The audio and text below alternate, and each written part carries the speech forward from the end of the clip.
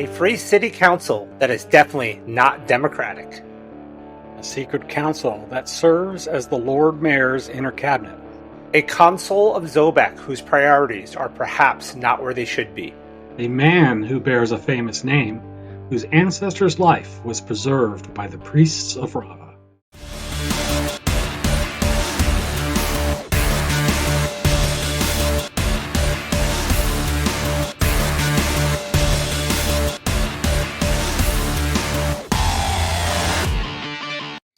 Hello, everyone. Welcome to That Midgard Show, a podcast dedicated to discussing the Midgard campaign setting published by our friends at koboldpress. I'm your co-host, Clayton Thompson, and I manage the Midgard Adventures Discord server, an independent, fan-based cooperative group that is affiliated with koboldpress. There, we talk Midgard lore, share tips and tricks, answer questions, and offer organized play games both online and IRL. Our community is open to everyone, particularly those new to Midgard and role-playing games in general. So check us out. We have an invitation available in the show notes below. And I am Joe Tichello. I've been playing D&D for about 28 years now as both a player and a DM. And as well as being a member of the Midgard Adventures Discord server, I also have a YouTube channel known as the GM Toolbox, which has been going for about a year and a half now, where I give tips and tricks to GMs and players alike to help them enhance their games. I look at different books and different materials that you can use just to kind of supplement and help you out when you're playing your D&D and other ttrpg games. I review patrons, Kickstarters, digital tools, anything that will kind of help you out in that category. So make sure you subscribe to the channel so you can be notified when I get new videos out. And I hope to see you guys there. Right on, Joe. So have you been able to get back to the table lately? Not so much with my Midgard campaign. I did get to play in a game the other night, but I am, trying to get some stuff going. We've been working on a lot of prep and some ideas. But I did, however, have this really proud dad moment this past week. My daughter asked for some help printing something on her computer. I walk into her room, and she's trying to print a D&D character sheet, and she's watching videos on character creation. So I'm like, parenting win, right? So nice. She's been wanting to get a game going with her friends and wanted to figure out her character and kind of really dig in. Like, we've played in the past, but it was more like I really kind of held her hand through it and stuff like that. So now she's really wanting to learn how to play. So, I kind of asked her some questions and started telling her about some options. And she actually ended up settling on a barbarian character. And not only that, she wants to make it a tiefling barbarian, which I thought was kind of cool. Like, I hadn't really seen a tiefling barbarian before.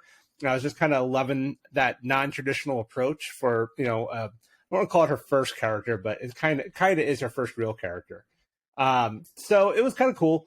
So we worked on her character, and she wanted to dual wield giant axes, but I was like, you can't dual wield two-handed, great axes. That's just a little bit too much. But what we settled on was giving her battle axes. She's going to dual wield battle axes, and I'm giving her the dual wielder feat at level 1. I figured I'll just give all her friends, she's going to get a group of her friends.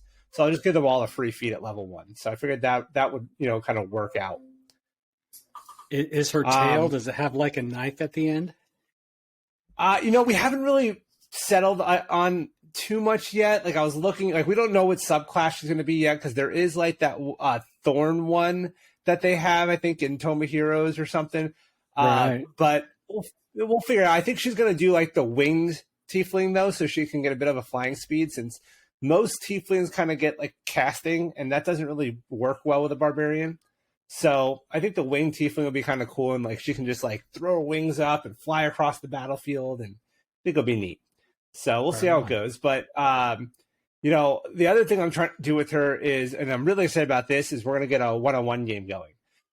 So we're going to get her a character, and maybe I'll do it with a sidekick for her.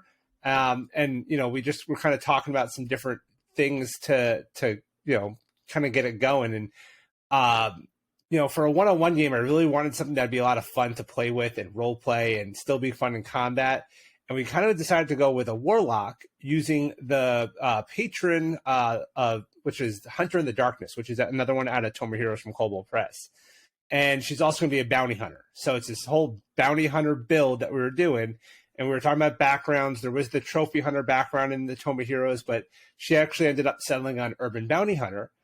And we rolled up the character, we got the stats, we did all that, and now I'm like, all right, now we got to like make your character. Like we have your character sheet, we have your stats, but let's start working on some like backstory and personality traits and things like that. And I just started asking her a bunch of questions, you know, because at first she's like, well, I'm just going to like be a bounty hunter that, you know, became a warlock. I'm like, all right, but who's your family? And she's like, I have a dad and a little brother. I'm like, well, where's your mom? She's like, she's dead. I'm like, how'd she die? And she like just started answering questions. And I just kept saying, why, how, where, when, why?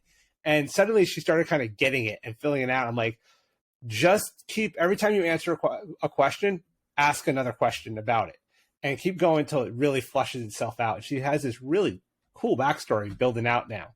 So I'm excited to hopefully maybe this weekend sit down and start playing at least that one-on-one game with her. I think it'll be a lot of fun.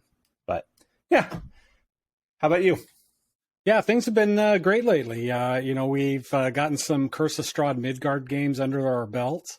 Nice. You know, like I mentioned last time, our heroes are at Old Bone Grinder's mill, and right now they're in underneath the Bone Grinder mill right now in this like creepy, toy shop. What I added to that encounter in the hardcover was an adventure that I got from the DM's Guild called Beneath Old Bone Grinder. And it's by Dan Kahn and Adam Miller. And so, you know, we introduce our characters to a Blinksky, but not the Blinksky, you know, that we know. His name is Piccolo Blinksky. And he is the presumed dead twin brother of Gadolf Blinksky, who resides in Vallaki. And Piccolo operates this creepy dungeon with Morgantha below the Old Bone Grinder windmill. So what's really whacked about this guy is he turns children into monstrous killer dolls. And so when our heroes went down to the basement to kind of explore and see, you know, what's going on down there, the group came across a bunch of kids, a large group of kids, you know, in this like toy room, you know, playing to occupy their time, except for one of the older children. And that is a character out of the hardcover called Avin Dashkev, and he's an altar boy from St. Andrew's Church in Vallaki. And you know, he tells, you know, the PCs that Morgantha is keeping all of them here prisoner. And the way I played Avin was, you know, he's an older kid, you know, probably maybe 12, 13. He doesn't trust adults. You know, he's been, you know, passed around from, you know, family to family, and ended up with the priests at the church in Vallaki. And so I kind of played Avin a little like Eric Cartman. You know, he has a he has a fondness for pot pies and Cornish pastries, but that's where the similarity ends. You know, Avin is nowhere near the narcissist that Cartman is.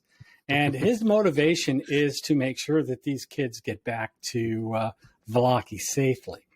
So when the PCs, you know, stumble into the room, you know, Avin gets up, you know, puffs his chest, and he just says, "You will take us all back safely to St. Andrew's Church.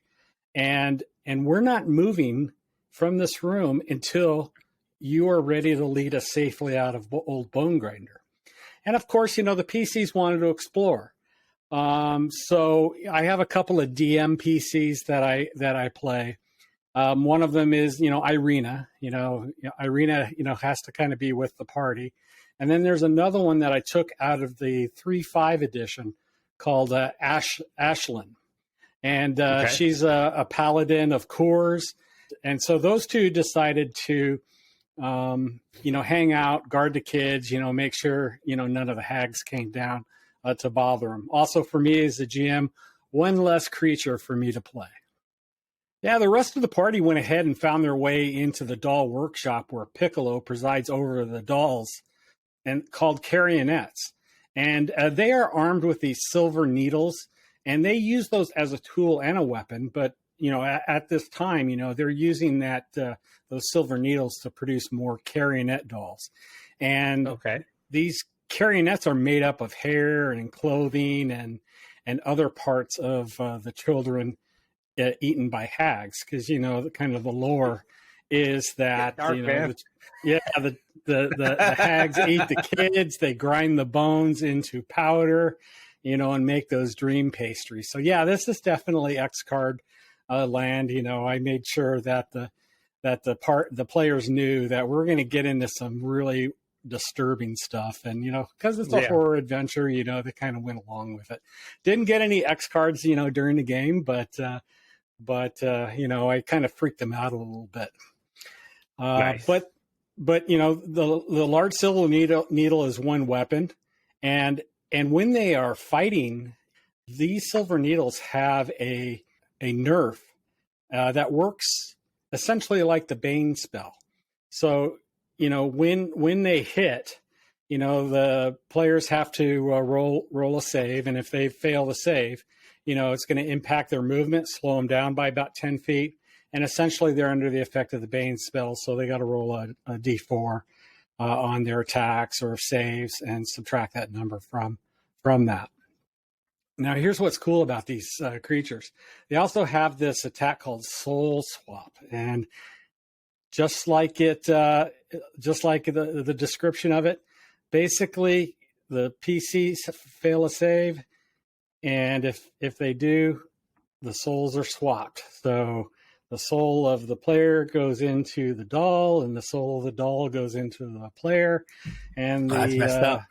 And the player's body with the carionette soul in it, they start attacking some of the rest of the party as a nice little surprise. That happened once. I'll tell you about that in just a little bit. But Piccolo, he has this attack called Eldritch String. Again, you can imagine what it is, but instead of blasting energy from his hands, he blasts out this like silly string, which does psychic damage and forces the target to use their reaction to attack somebody of Piccolo's choosing. But my characters, Geisel, Jean-Claude, Lazar, they finally managed to get the upper hand when Piccolo cried out for Morgantha for help, because they were wailing on this. Geisel, a fighter, used her Sentinel's feat to whack on Piccolo and prevent him from moving, giving the other PCs a chance to rain hell on him. Lazar, he's a haunted warden ranger, and all he was doing was filling Piccolo from arrows using his composite bow from a distance. And then, we have our good friend John Claude. He's an undead warlock pack, and all he did was just, blast him with Eldritch Blast. So Piccolo hit him with Eldritch String. John Claude repeated with Eldritch Blast. But when the tide started to turn, he cried out for Morgantha, and she was in the room. She had greater invisibility cast on herself. And she was trying to help with volleys of magic missiles, but Piccolo could not get to the teleportation circle that she cast, to help him escape before it closed, Now, Morgantha, seeing that the end is near for Piccolo, she ended her invisibility and then used the transportation circle for herself. But here's kind of our cliffhanger. Jean-Claude has this ability that allows him to see shadows through walls. And he found this room. And in that room, he saw a large creature break its restraints, hop off a table, walk over somewhere in the room, put on this hat, and then all of a sudden he morphed into a more humanoid creature that was, more slender, less tall, and that. And that was where we ended it. And he was, the player, Steve, he was really excited for the next session to kind of see, what this person was. So, definitely after they defeated Piccolo, they went looking for a way into the room to find out what's in there. Oh, that sounds cool, man. I kept thinking about that soul swap and how it'd be cool if you did an unknowing soul swap. and then like whether like camping or like resting for the night, and then the one player that has the doll body or the doll soul just gets up and starts walking around weird, all creepy like a doll, like walks up to one of the players, just stares at them and like cocks their head sideways and just slowly turns their head and just being all weird and creepy, and then just lunges and attacks. Yeah, that was so creepy. That was my original intention, but Piccolo was getting his butt whipped, so I wanted to kind of give Piccolo some help. And hags in general are just great enemies, though. Like, you can mess with players with hags. Like, I've done it where they like would appear as someone else, or kind of come at them in the night when they're sleeping and like steal hair, and then get into their dreams and give them nightmares, and just constantly taunt the players. And hags are some of the best bad guys in D&D, easily. Yeah. And in this adventure, this is like Hansel and Gretel turned up to 11. I mean, when I ran Curse of Strahd for the very first time, I had a lot of problems, with kids being killed and things like that. And in fact, one of my players in the first one, she was mad when one of the characters, killed, a kid, and that's a whole nother story. That I won't get into. Whole nother story. But yeah, you got to be careful, with such themes. Just make sure, your players know that, this is a horror type adventure, and there's going to be some uncomfortable stuff. Absolutely. The minute that you get super uncomfortable, throw that X card down. We'll move on. No questions asked. But my players are gracious enough to just kind of roll with it. Right. Right on, man. Well, it sounds like it was a good session. Yeah, it was. I really enjoyed that campaign. Good stuff. Joe and I tried to pack way too much into the last episode, and we didn't get into some of the important personalities as deep as we wanted. So we wanted to make sure we made up for it in this episode, starting with the members of Zobeck's government. Very colorful characters. And the neat thing about this government is, it's a many layered challenge for visitors seeking to bend it to their own purposes, because, everybody has an agenda. Every merchant wants favorable terms for themselves. But those that are outside Zobeck, they really don't know how things work, though those that are familiar with the government, the locals, they know how to get things done, and there's opportunities for, you to bring the locals in to help your out-of-towners, navigate the government. Exactly. For the most part, the government serves the master merchants, and offers them security and safety for trade. They offer the common people with justice and fair dealings in the markets, and the poor with work as conscripts or ditch diggers, so they try to be as egalitarian as they can. But this council, I promise you, is no way democratic. This is more of a plutocracy. And it was, composed of originally, during the Strauss days, composed of handpicked noble allies, from House Strauss. And at that time, it was called the Praetorian Council. It was basically, to where they were just a rubber stamp. The council deferred to Strauss's wishes in running the city, and really spent the most of their time scheming and plotting against one another. Right. There were a bunch of yes men who had their own motives and stuff like that. Right. Like it was just, it's kind of what you would think an evil an evil / corrupt medieval kind of kingdom would be, with all those different players, so yeah, it changed, right? But with the current system, right, like you said, it's not a democracy. It's more a council of wealthy people. Not anybody can just get elected. You have to have some pull, some power in order to get elected. Exactly. Or get put in place. Right. And, after the Great Revolt happened, the rebels imprisoned or executed, the Praetorian Council, members that they caught. They established the Free City Council to administer government similar to how the Pretoria Council should have. And they chose from among themselves, the best and brightest citizens who helped lead the revolt and who held strong interests in the city. And, of course, mostly guild masters, priests, and even the kobolds. The kobolds were definitely given a seat at the table. So the council is charged right now with ensuring the welfare of the city and its citizens. And most importantly, protecting Zobeck from all threats to its freedom and maintaining the flow of commerce within the free city. Because if goods aren't moving, money isn't moving. Exactly. And, we'll go through some of these council members and these players.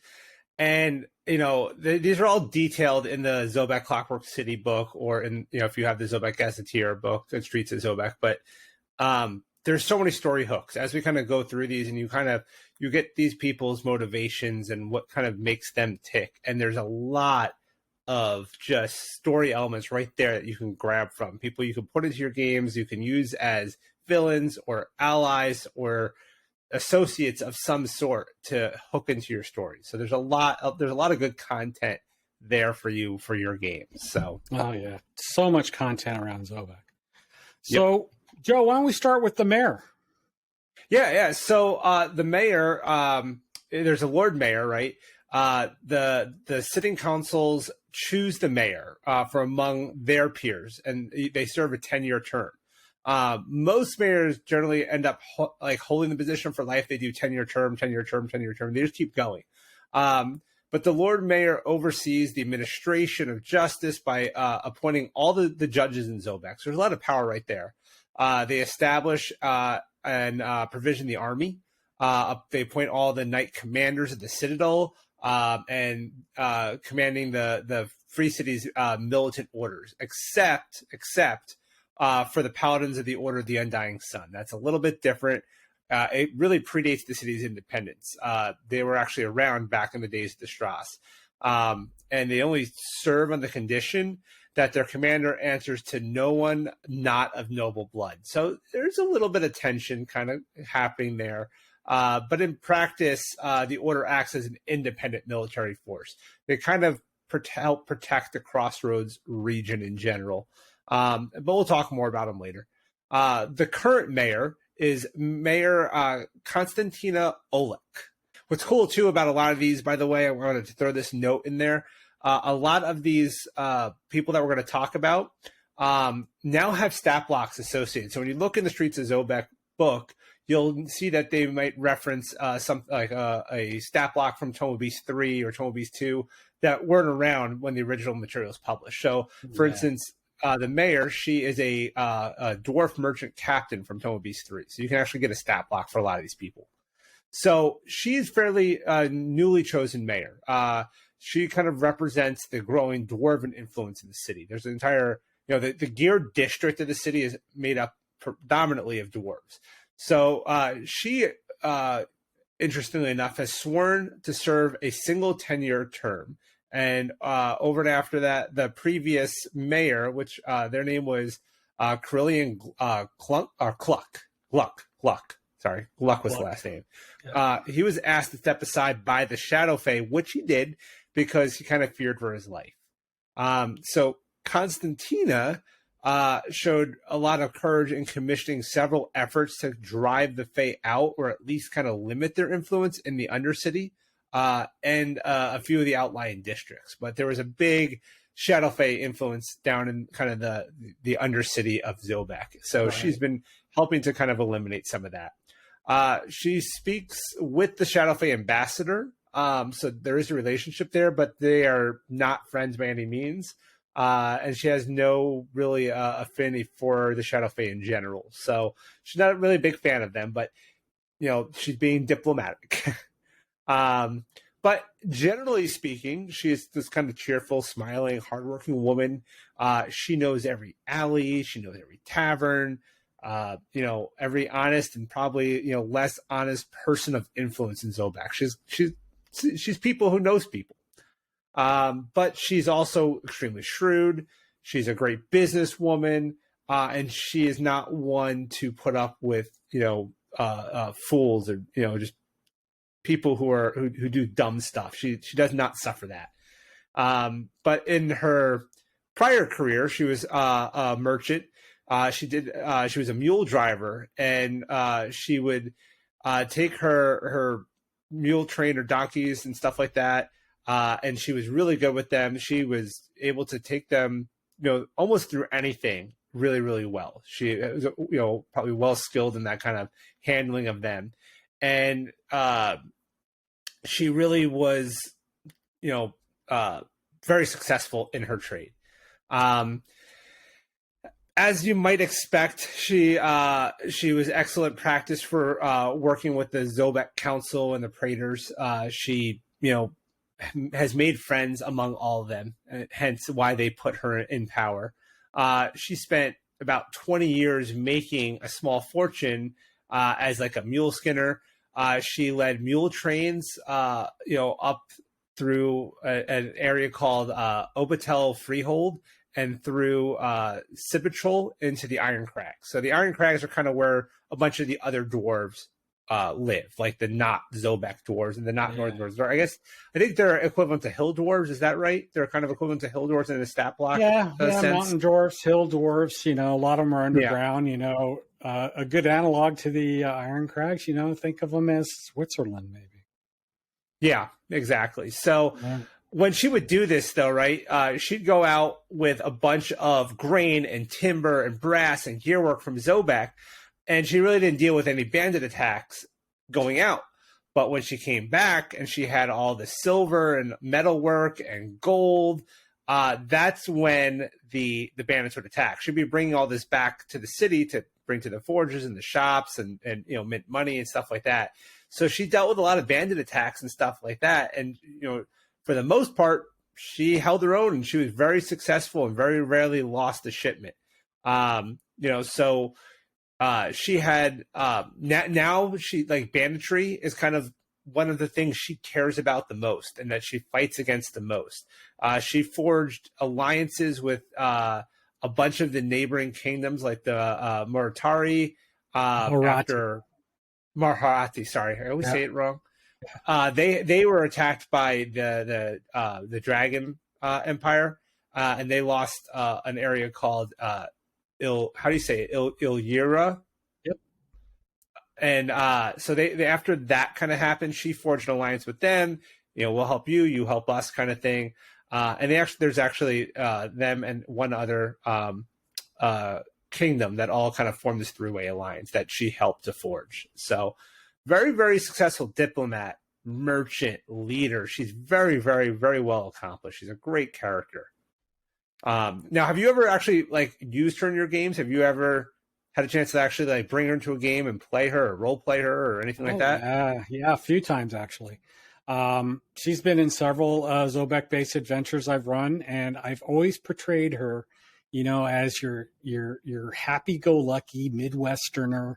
And I modeled her after Police Chief Marge Gunderson, from the movie. Oh, don't Fargo. you know? Yeah, don't you know? Marge was, the way I play, the mayor is, I play her as a honest, decent, and reliable person. The very personification of the very best of Zobeck.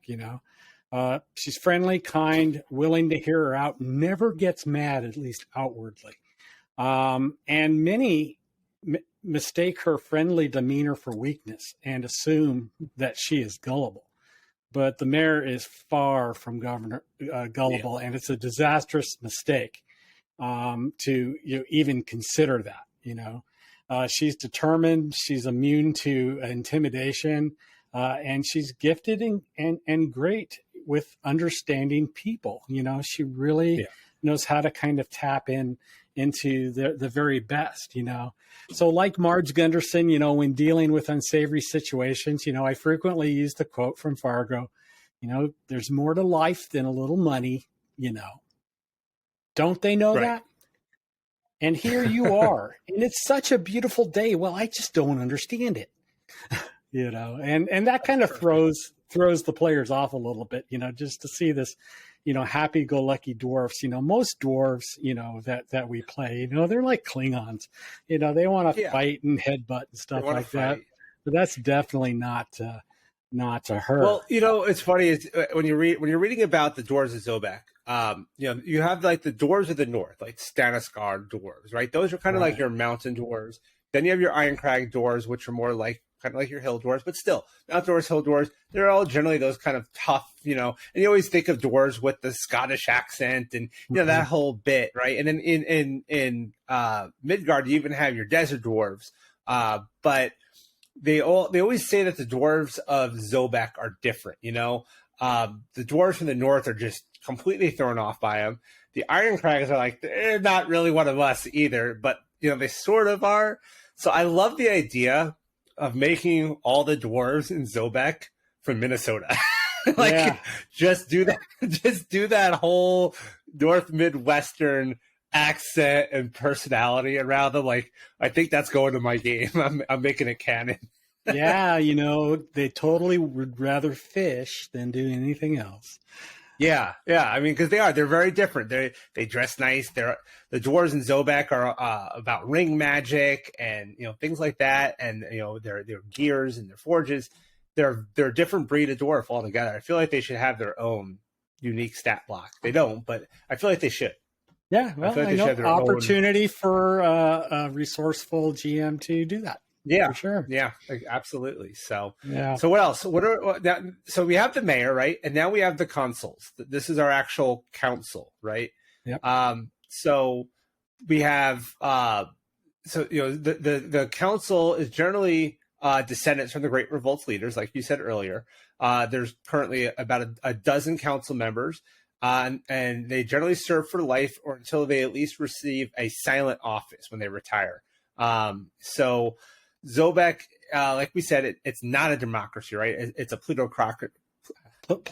Screw up my words. Plutocracy, which means that it's governed by people of wealth and influence. So the sitting council fills any vacancies on the council from among the city's most prominent, leaders, typically guild masters, merchants, powerful members of the priesthood. Even sometimes, leaders of some of the gangs and stuff like that might somehow work their way in. And every now and then they'll even choose maybe somebody who is an adventurer who just is kind of retiring, looking for that quieter life, right? So, one of well, why don't you take it from here? Where do you want to start as far as the council itself? There's quite a few. We have to start with Halsin. And that should be a name that should be familiar to all of you. It's Halsin Horowitz, except it's the fourth of that name. He is the ancestor of the boy who, with the same name that sparked the Great Revolt. But he was the 10-year-old that refused to work in the mines. He didn't want to die in there. The town watch, roughed him up, and that just, chapped some people and ended up with, the Strauss family, hanging from a wall. So, yeah, he's the fourth in his name, and he deals in finished dwarven weapons and armor, as well as unrefined copper, flax, sheep, mining tools. So he has a diverse inventory. He also trades heavily with the kobolds of Lillithor for mithril, iron, and precious gems, which is unusual for a human merchant. As we said in the last episode, humans typically avoid heading down to the cartways, but, he has a robust pipeline between the city of Zobeck and Lillithor. And remember, Lillithor is part of the cartways that extends from the city underneath the Margrave Forest into the border of the Duchy of Margau. And so that's pretty cool. But there's something pretty cool. The original Halsin, he's still alive. And remember that the story advanced about 80 years. So if he was 10, he would have at least been 90. But the priests of Rava about 15 years ago completed a platinum gearforged body for the elderly Halsin. And it was unlike any built before and since, and it held magical powers. It was carved with a lot of runes on it. And in fact, there's a picture in the book, that, we're showing. That's how I imagine Halsin looking like, very more humanoid than our C3PO. But when his soul is transferred to his new body, he appeared at the Gear Festival that year, and he has not been seen since. And the priests of Rava, they don't speak of his disappearance. They just merely smile when his name is mentioned. And in Zobeck, there's just say that one has the heart of Horovitz, is to say that you're courageous beyond measure. So it is a very, very high compliment.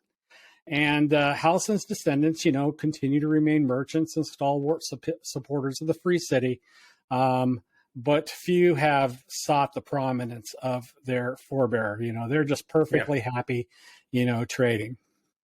Yeah, I mean that's a great hook for an adventure right there. Is where is he? What happened to him? Why don't the priests speak of it? Did they do something to him? Is he a prisoner? Did he get kidnapped? Like it just all seems odd. So you could really do a great adventure around that. Yeah, he probably owns a cheese shop, in Perbested or something. I don't know. Probably, but it would be neat to find out. I mean, it could be something more sinister, and saving him would make you a hero of Zobeck for sure. Yeah, or him saving you. One of those tropes where, one of those tropes where you're having a hard go, fighting an ogre-pede, and he just erupts from the bushes and helps you take that creature down. So yeah, definitely use this guy in some of your own adventures. So Zobeck has got a large army, and Sir Joran Haklov is the field marshal of the Free Army of Zobeck. So he's the captain of the Zobeck Hossers.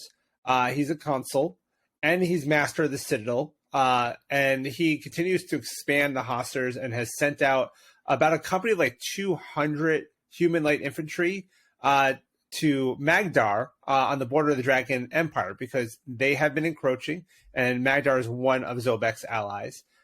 So he is basically, he's kind of the general of all of the military, with the exception of those paladins we mentioned earlier.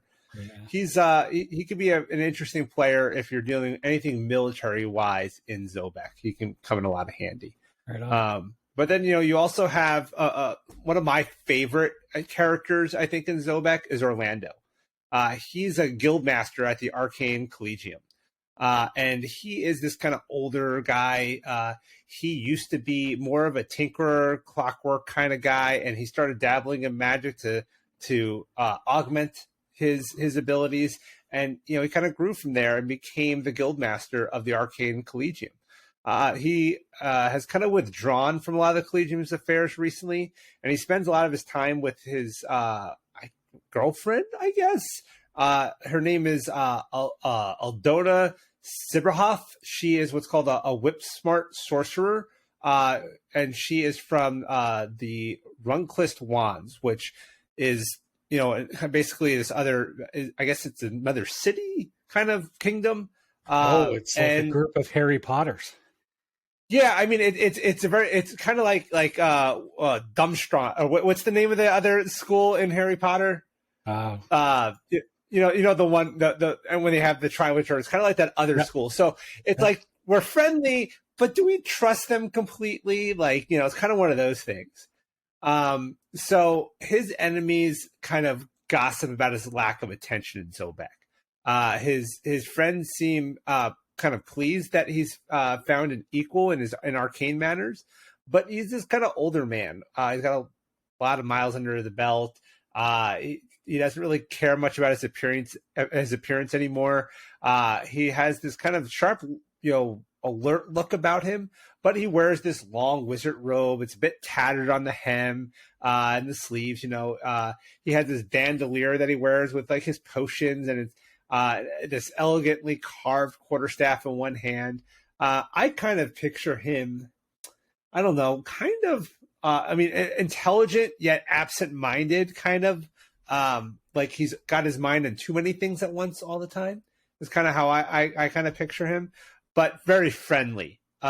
Yet, I always kind of pictured the Collegium as kind of somewhat exclusive as well. So he can be a character that has a lot of different things going on. There are some great story hooks for him in the book, including things like where he might be getting blackmailed or, he's in some sort of trouble that you might have to help him out of. So he's a fun character because he's he has a lot of influence, but he's also starting to wane a little bit in that influence. So he's one I enjoy a lot. So, but yeah, I mean, there's quite a few others. Want to tell them about our kobolds? Oh yeah. There's a couple kobolds on the council. One of them is Kekalini of the Dairy Mine. She is one of the longest serving kobolds on the council, and she's rather an oddity, because she's a worker. She's a get my hands dirty dirt eater, and she represents the mine gangs that provide silver and wealth to the city. So she's kind of like your union shop steward. She is honored and highly respected among the mine gangs, and she has the ear of Saint Perron, who is a local patron saint of miners. So they pray to Perron, and always they're praying for good things to happen for them to survive their day, no cave-ins and things like that. And so her main job is to keep kobold interests always in view. The other kobold on the council is Quadelmac. And we talked a little bit about him last episode. He's the Kobold King of Kings. And he seems more like a kobold king who might stick around for more than one season, because, as we mentioned last episode, the King of Kings, the Queen of Queens, the local kings and queens, they're constantly changing. Yeah. And they're like the weather. Yeah, they're like the weather. It's always different. But he's held on for 2 years, which is an eternity, for the kobolds. And of course, the seat fluctuates, with the rapid rise and fall of the king or queens of the kobold ghetto. So Quadelmac has done a pretty good job for himself. And then, we also have some other players, right? Like there's Lady Wintesla Merrick. She is a master merchant of House Merrick, and House Merrick is a fairly influential house. She's got a sister as well that we're going to talk about in a little bit, but she's a beloved priestess of Lada, which is the goddess of healing. She's got her healing powers. She helps the poor and the sick. She's a very kind of good person on that front, but she's also this very well connected merchant. She sells timbers, wools, tin, from Zobeck to the dwarves, the Magdar, and the Pernillians. So she's a savvy businesswoman as well. And then there's the Amazons of the Duchy of Prune's daughters that find it more congenial to do business with a woman. So her ox cart and her barges carry a lot of Zobeck's trade over that way as well. So just from, being this kind of shrewd, strong businesswoman, she's able to get business that maybe others wouldn't. So she's a great player because her family in general is a very influential family and has been in Zobeck for quite a while. So then we have this other character that I really like a lot, and I haven't really had a chance to play with much, but I really want to. Her name is Malacha Vendemic, and she is, God, how do I put it? I mean, she's this really smooth talker. They say she has she's the golden voice of the council. Capable of moving rhetoric in defense of causes and law and security. I kind of think of her as a really good gossip. Like she's somebody who just knows how to talk to people, and she hears a lot of stuff. Her arguments are often carried out through, she's kind of Bard-esque in that she carries them out through like mocking songs in taverns rather than confined discussions with our councils. She'll basically go to the bar and have a couple of drinks and sing and make fun of people. Like, so she kind of like riles up people in her favor. And she's got this great ear for basically what discomforts and worries Zobeckers. So when she finds that out, she uses that to her advantage. She'll go out, she'll sing these songs and talk about, people maybe that she's trying to get to do something for her and kind of force their hands in certain ways, all through talk and discussion and whispers and conversation. So she's very, very shrewd, and I love that character. So have you used her at all in any of yours? Because that's what I really want to use. No. The only the Lord Mayor and the Captain of the City Watch. Yeah, so that's what I'm going to definitely work into, I think, my game at some point. So now I mentioned earlier that sometimes there's consoles that maybe aren't what we call an upstanding citizen. Why don't you tell us a little bit about Maisie? Yeah, Maisie the First, the Mouse King. He's Lord of the Undercity, and he is a very, very corrupt rogue. He has this drooping mustache and his twitchy little nose, and he seems to always have news from the docks, the smugglers, and the river folk. He's well connected, and the information that he has from those areas almost as valuable as anything that comes out of the Blue House. But few know that he is indeed an animal lord, and he is the lord of the rodents of Zobeck. In fact, in Creature Codex, there's an entire stat block for Maisie. So he is definitely a character that you should use in any Zobeck adventure. Especially if you're seeking. And there's a lot of there's a lot of kind of political intrigue going on between him and other gangs and guilds and stuff like that. So you'll see his name pop up a lot when you go through the Zobeck book as well, because he's got his fingers everywhere. Yeah. So next we have Andi Firedrake. He is what's called the first consul of the city, and he's also a high priest of Rava, just among the dwarves, and of Voland. He has served the council as chairman for 30 years, and his council peers selected him to guide the meetings, keep them on track. And they recognize him for being the most patient and fair-minded among them. So think of him as like a speaker of parliament, with the wig, a lot of here's, a lot of order. He kind of keeps the meetings going. Very well respected, though. Very, very well respected. Yeah. And then, there's Radover Streck. He is another member of the Ecclesiam, and he's one of the lectors. And he's the city's most famous alchemist. And he's been promoted to lector of the Collegium, which is a title usually reserved for those times when the guildmaster is otherwise engaged. And we do know Orlando is most definitely otherwise engaged. He has promulgated a number of edicts in Orlando's name when the guildmaster has been out of the city.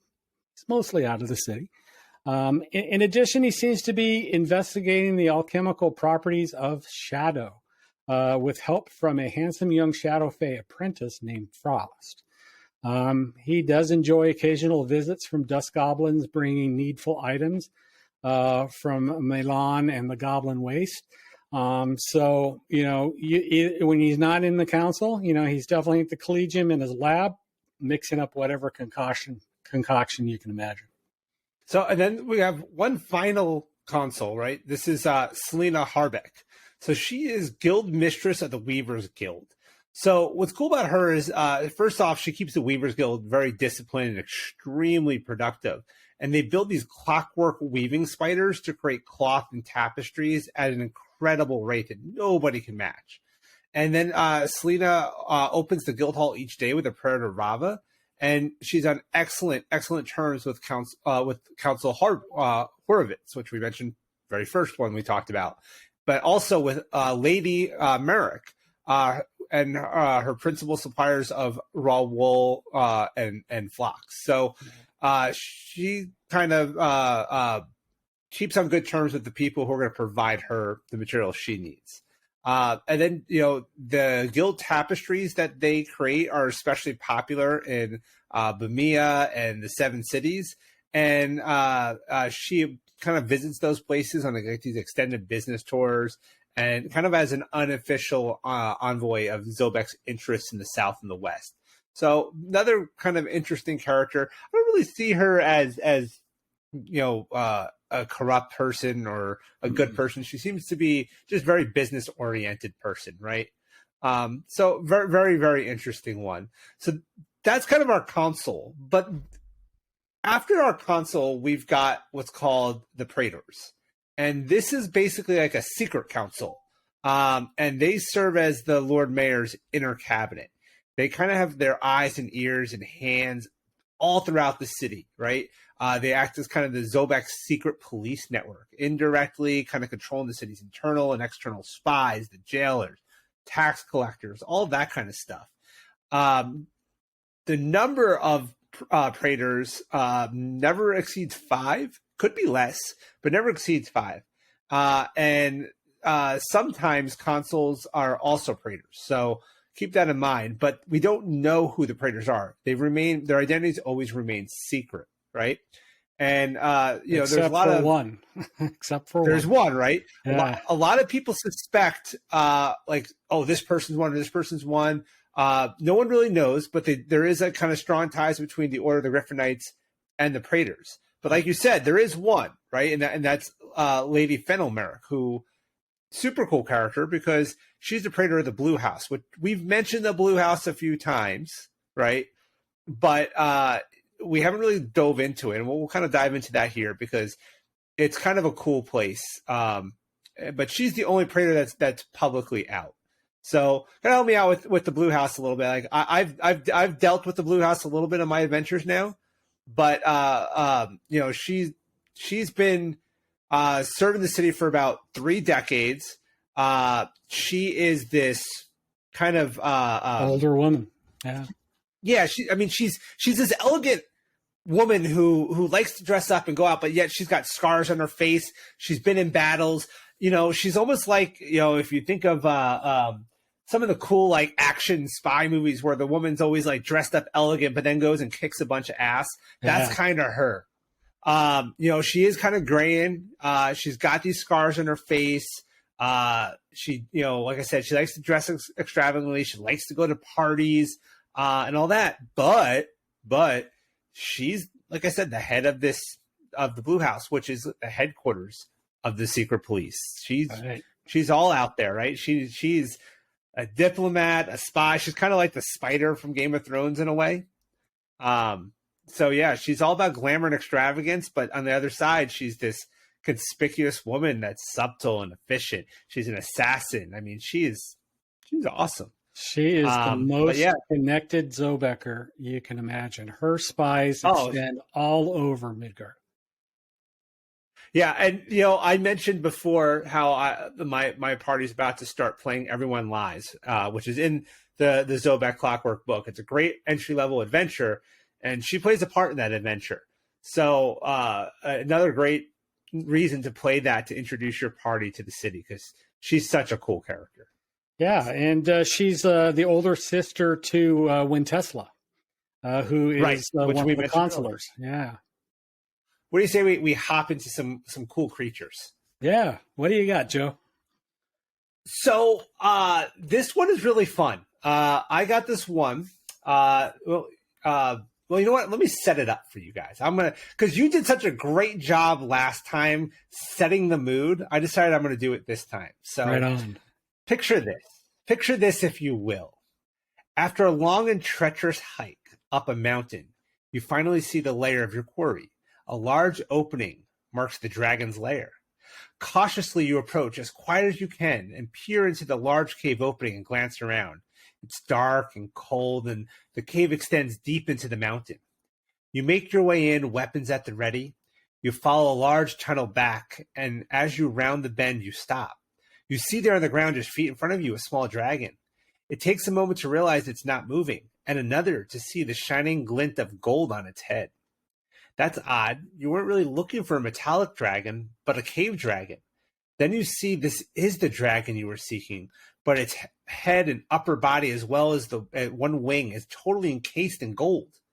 Looking around, you can now see a large pile of gold and treasure in the cavern ahead.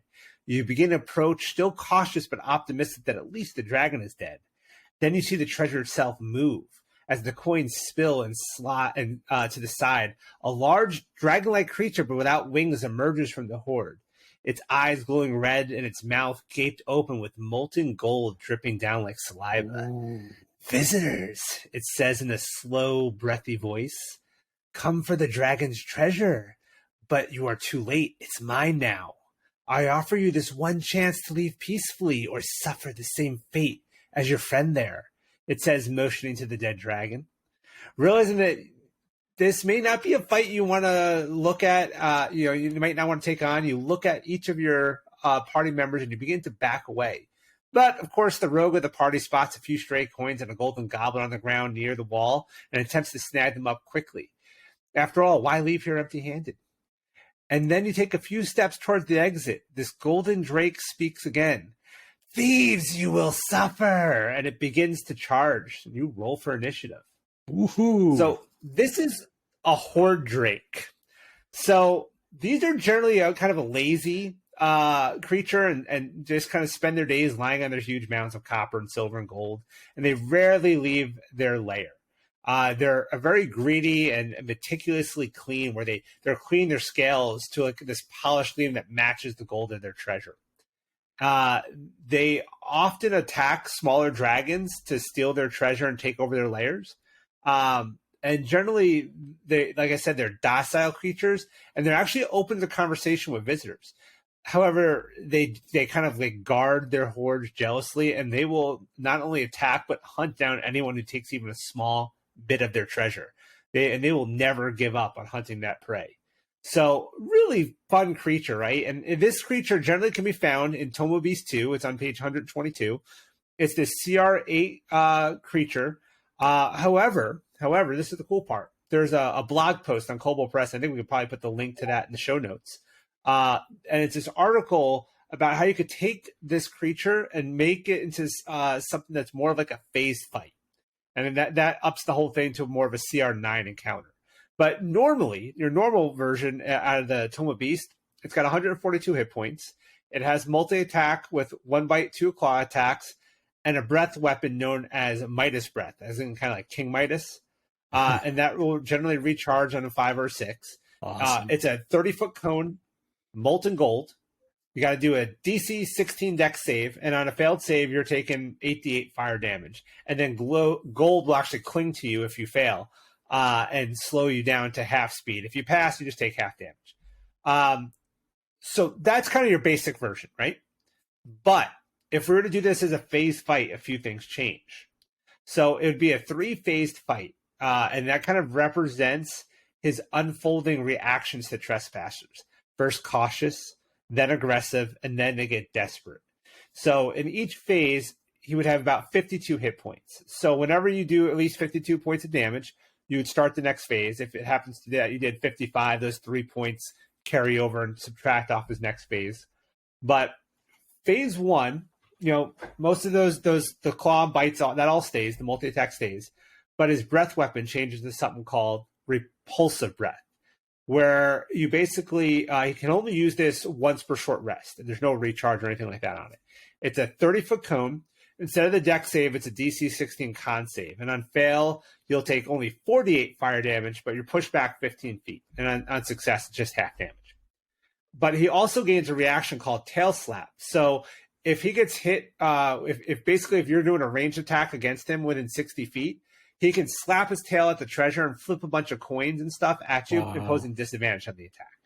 So I like the idea, like just chucking something at something. Just think about just chucking something at the archer to pose disadvantage. It's kind of a neat idea. Not only that, we're going to add some layer actions to the fight. So there's 3 layer actions. There's one called Glitch, which is basically there's a magical or a malfunctioning magic item, I should say, in the Horde. And it basically targets 2 creatures who must succeed on DC 16 dex saves or take 13, or I should say 3d8 cold, lightning, or thunder damage. So just some kind of malfunctioning lock, it just goes off essentially, and there's damage done. You can also have a sinkhole open in the Horde treasure. So it's just a little 5-foot radius, and a creature who starts their turn or enters the sinkhole has to make a 16 dex save or be grappled and slide into the treasure pile. So, and then if you are grappled, you basically have to use your action to end it. What a way to go. I know, right? At least they don't make you make like an athletics or acrobatics check to escape. You just have to use your action to get out and dig your way out. Yeah. But I kind of like that idea of just all of a sudden, like the goal just opens up and you fall in and you're stuck. Yeah. There's also Unearthed Victim, which is the gilded remains of a past trespasser arises from the Horde and acts on the initiative count 20. So generally speaking, all layer actions are initiative count 20. So these would just basically be a couple of skeletons with 7 hit points. So that's going to be kind of a theme here in all the phases, is you're going to see these kind of allies or some kind of extra creature they can bring up from their layer actions. So that's just phase 1, right? Now we do 52 points. We get into a second phase. And in this phase, the breath weapon changes into something called Burying Breath. So he basically exhales treasure. Like he just spews out gold and silver coins and whatever else at a point anywhere within 30 feet, and it affects a 10-foot radius. So anyone in that has to make a DC 16 dex save or take 68 bludgeoning damage and become both prone and restrained under the weight of the treasure. And if you pass, you'll take half damage. You'll still go prone, but you won't be restrained. But that just sounds awesome. Yeah, I mean, everybody's taking their hoard of coins to the supermarket to cash them in. Imagine being hit by that. Yeah. They got a 5-gallon jug of coins and just get knocked with that. Yeah, you need a hand cart. Yeah, exactly. Then it gets worse, right? Because now instead of the tail slap reaction, his reaction changes to what's called Gold Bile. So basically now instead of ranged attackers, this works against melee attackers. So if you attack him, he can use his reaction to vomit molten gold at you, and you have to re-roll the attack and take the results. So that can go either way. It's not disadvantage. It's just a straight re-roll. You might roll a natural 20, but it's a chance that I guess he takes, because now he's starting. Because don't forget, this is now considered the aggressive stage of the fight, right? So we had cautious and aggressive. So now he's just kind of getting a little aggressive with it. So then his layer actions also change in phase 2. So now we have a layer action called Cash Flow. So basically, currents of coinage surge around the layer. 3 target creatures have to make a DC 16 strength save, and on failure, they're pushed 15 feet and knocked prone. On success, they're only pushed 5 feet. And then these 3 lackeys, we're called, 3 other creatures, called Fluttering Blades happen, which are basically just flying swords with 7 hit points. They come out of the Horde and attack on the initiative count 20. So then you get Fluttering Blades. Oh, sorry, those are the Flutter. Sorry, I double read that part. So the Cash Flow basically is the 15-foot. The Fluttering Blades is the second layer action. So that's just where he can summon 3 swords to basically attack. And then the third layer action is called Whoops. So this is basically a potion in the Horde just bursts, and each creature in a 10-foot radius of the potion makes a DC 16 con save or takes 46 poison damage, or half on a save.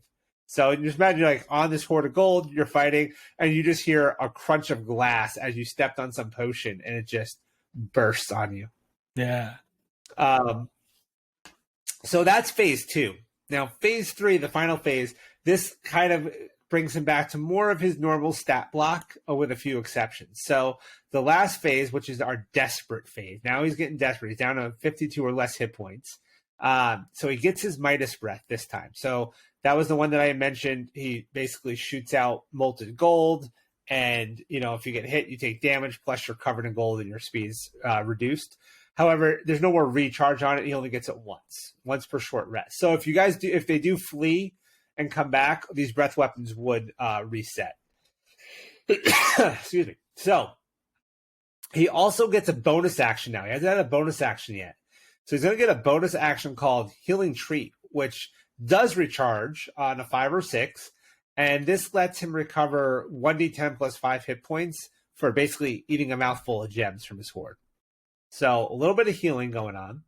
And then he does get a reaction in this one too. So now his reaction is replaced with something called Thrashing. And I think this one really represents the desperate phase, because if he takes damage from any melee attack, he just starts to thrash around. And each creature within 5 feet of him have to make a DC 16 dex save or get knocked prone.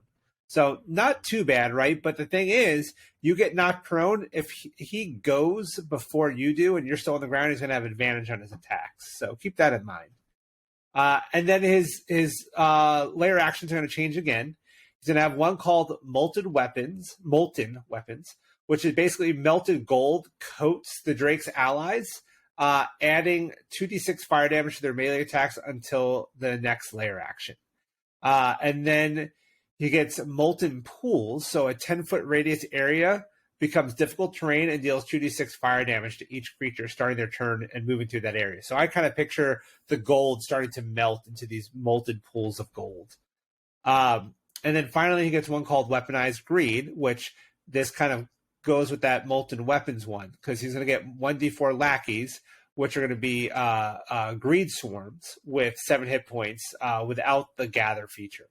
So they fly up from the horde and they act on that initiative count. Wow. So this whole concept of the phase fight to me is just super cool. And the way Ben Eastman's the one who wrote this article, I think he did a great job on this. And it's a great example of how to make phased fights in general, how you can just change an ability, add some layer actions, and just, it makes it feel more of a boss fight, I just love the whole concept. So we'll link that article in the show notes. Make sure you check it out, but see what you can do with it, man. Like, find another monster and make your own phased fights. I think you'd have a lot of fun with it. So, that's mine, man. What do you got? Yeah, it's a great way to kind of expand the capabilities of a creature, and let those fights last longer. Yeah, I mean, it's the hit points wise, total hit points wise is about the same. I mean, instead of like 140 something, you're getting 156. I mean, it's not that much more, but with a little bit of healing and with the different abilities, it's just like I said, it changes the dynamic of the entire fight and constantly keeps, I think, the players on their toes. So I like it. Wow, Joe, what a great pick! I mean, that phased approach, I totally agree with, and let's keep up the theme, of gold. So your characters enter into this vast hall. As far as the eyes can see, there's treasure, tons of it, on all sides, stretching across this unseen floor. There are countless piles of precious things, gold wrought and unwrought, gems and jewels and silver. But something's amiss. Where's the dragon? Don't these creatures sleep on top of their horde like they're trying to hatch an egg? This horde is so large, the surface ripples like the windblown dunes of the Crescent Desert. As you get closer, the dunes that tower above you are so high, it's not possible to climb to the top. The sands of the gold begin to stir underneath as one gigantic eye opens from underneath. Well, do you think I can't smell you, or hear your breath, or feel the air around you as you attempt to skulk close to my treasure? You're not even worth the energy to open one eye and speak to you. The eye closes, causing a small golden avalanche that covers the eyelid completely. But the avalanche starts to roll towards you with an unnatural speed, forming into a wave 5 feet high.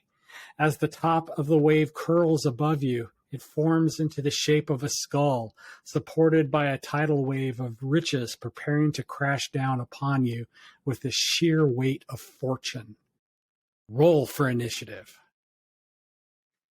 Now, I'd be remiss if I didn't quote a tiny bit of Tolkien for this setup. Our heroes have come face to face with a Horde Golem, whose only job is to protect the treasure of the dragon that rules this hall. This creature weighs 20,000 pounds and is composed of copper, silver, gold, works of art, armor, weapons, and quite possibly magic items. It's a huge creature. It's a CR12 and will definitely ruin the day of your heroes. And it is easy to play. It has super strong defenses. You know, it has an AC of 18. It's damage immunities to physical damage from non-magical weapons that aren't adamantine, as well as poison and psychic damage. Now, I can count on one finger a PC that had a weapon made out of adamantine. You know, so this creature is practically indestructible. Good relative hit points, average hit points, 161. If you use the hit point formula, it has between 84 and 238 hit points. And it has the typical features any construct has. You know, it has a mutable form, you know, where when it lies still, you know, no one can tell that it's anything but a pile of gold.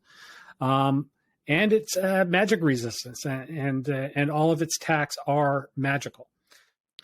So, you know, as you can imagine, your characters are going to be in sheer awe of the vast hoard of treasure, and it's distracting them. But it's really not something that they're doing on their own necessarily. You know, the Golem has a nice buff called Strike with Awe, and this could be your opening move. What it does is any creature within 120 feet of the immobile Horde Golem will suffer disadvantage on wisdom checks. So you remember that a tidal weight of a gold in the setup.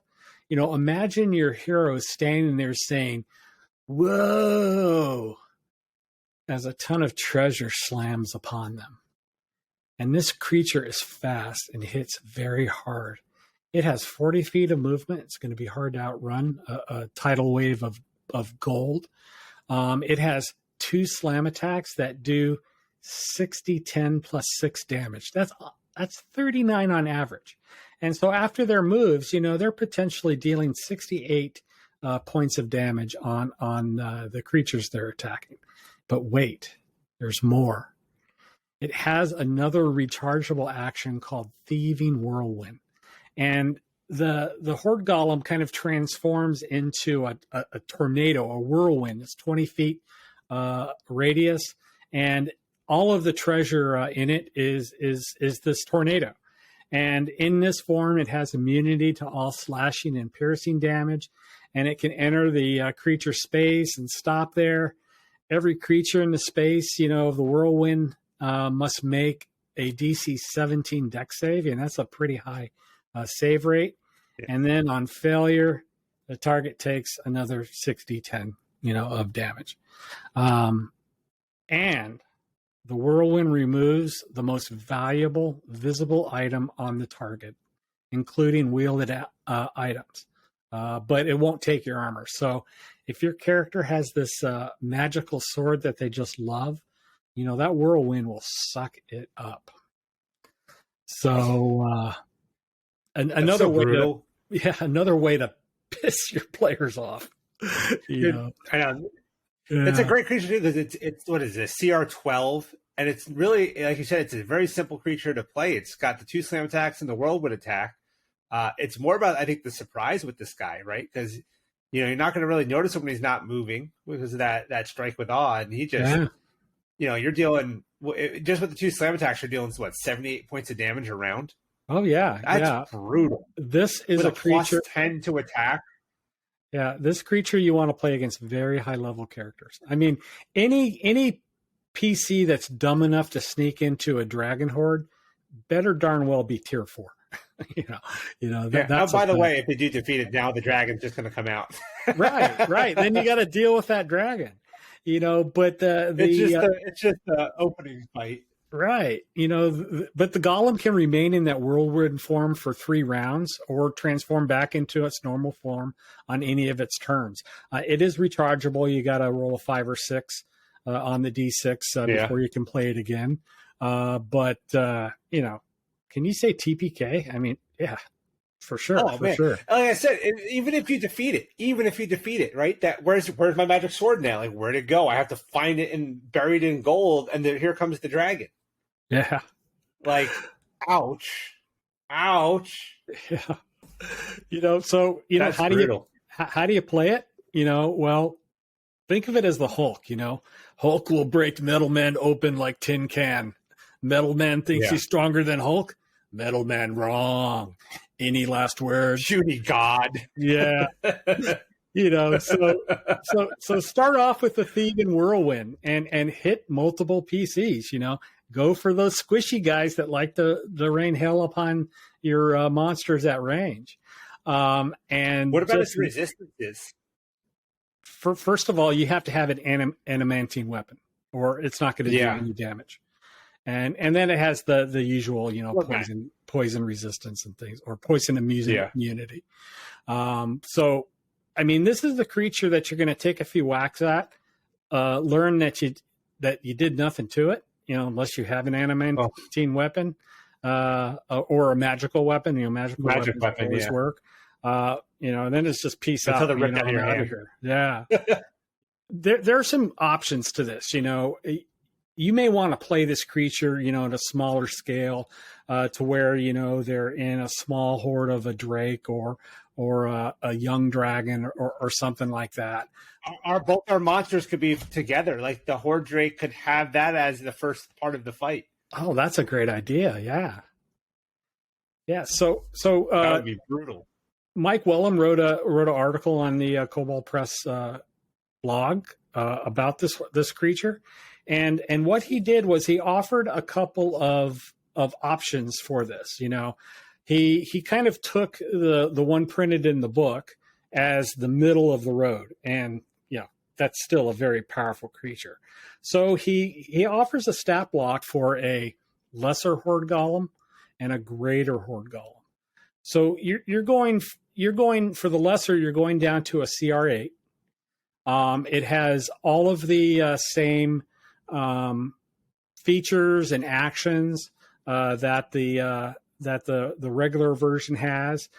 He even has some suggestions for adding some other features without altering the challenge rating. One of them is called Fire Fusion. So if the Horde Golem takes any fire damage, the coins and metal items with the Golem start to fuse together, melt a little bit and fuse together. And so that nerfs the Horde Golem by reducing its speed, so it's 40 foot speed. The lesser version is 30 foot, so you're taking that creature down to 10. So that's a pretty cool feature. And then it has another feature that he wrote in the blog, called small components, and that's where the Horde Golem is composed exclusively of coins, gems, and other small pieces of treasure. And that allows it to move through tiny small spaces, just the width of a couple of sizes of coin. So that's pretty cool. So, you got to challenge 8, still a good fight. And, you can play it against, kind of I would say tier 2, tier 3 will give a good fight.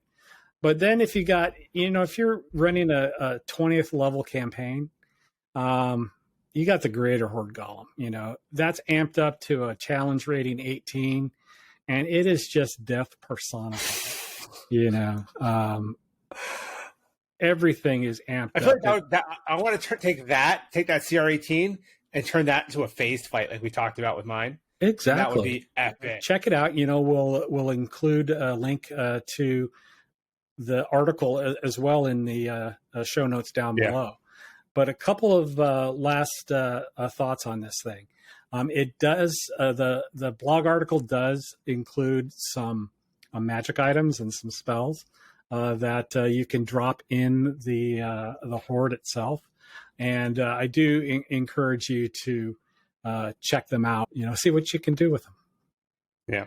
Big takeaway from today's monster lineup, guys. The koboldpress blog is an amazing resource, not just for monsters, but for lore, for character development ideas. If you're not going to that koboldpress blog at least once a week, you are missing out. There's so much good stuff on there. Not to mention Project Black Flag updates. So. Oh, yeah, for sure. And then these are articles written by the community. They're not necessarily on the koboldpress staff, but it's just a wealth of information, like Joe said. Yeah, it's fantastic. Yeah. So, Joe, how can people reach you? Well, of course, as always, you guys can reach me on my YouTube channel, which is GM Toolbox on YouTube. You can find me on Twitter at GM Toolbox there as well, or GM_Toolbox. And I'm on TikTok at GM Toolbox, and on Instagram and on Facebook and all those fun places. And of course, I'm always hanging out on the Discord Midgard Adventures server. Find me there, ask me questions. I'm always happy to help. Yeah. How about you, Clayton? So you can reach me on the Midgard Adventures Discord server. So if you join the server, I'm at Clayton Thompson, and that's Thompson without a P. You can also find me on Twitter at Clayton Thompson. And Midgard Adventures has its own Twitter account as well. And that's Midgard_ttrpg. So check us out there. But the Discord server is where really most of the action is. We have a dedicated channel for That Midgard Show on the server where you can post a comment and talk about the content of the show. You can also hang out with other fans of Midgard in our mead hall, or talk with people who've run particular games, or talk lore in any of the channels. A lot of the Kobold designers, kind of hang out in those channels, and you may be surprised that your question will be answered right from the person who actually wrote, the adventure. So that's pretty cool. Yeah, absolutely. We also have a Twitter for That Midgard Show now as well, so you can follow the show on Twitter at That Midgard Show. So make sure you guys hit that that Discord server invite down below and come say hi to us. And we're glad that you joined us today. So if you like the show, make sure you please hit the like button and subscribe to our channel. Make sure you follow us over on Twitter, like I said, and spread the word about That Midgard Show. So, and remember, as Wolfgang says, strip it for parts and make it your own. Thank you for joining us. Have a good one. Thanks, guys.